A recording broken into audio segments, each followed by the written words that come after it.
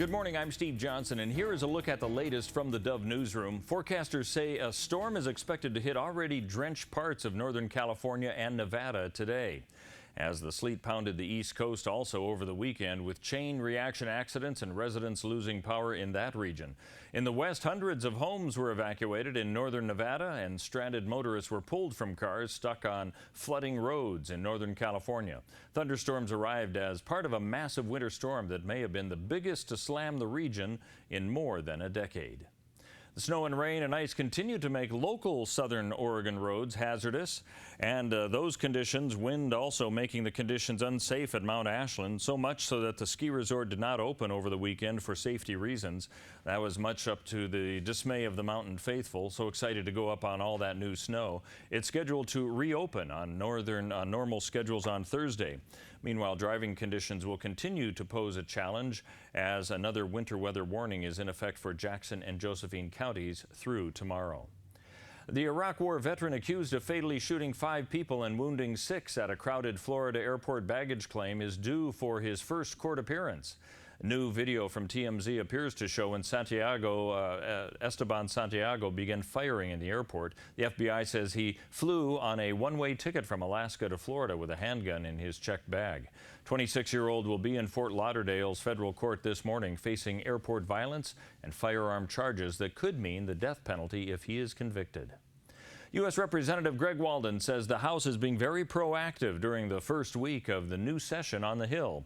Walden supported the REINS Act, which requires all new regulations to go through Congress.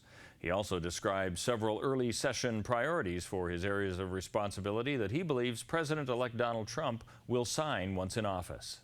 We also are working on other things that are really important, like making sure that when presidents of either party leave office, they can't just jam the process with midnight rules that nobody really sees coming and do it on their way out the door. So the House has spoken, we hope the Senate will, and I know incoming President Trump will sign both of these into law if they get to his desk. Walden's support for the action continues his efforts to push back against federal regulations that burden economies in rural Oregon.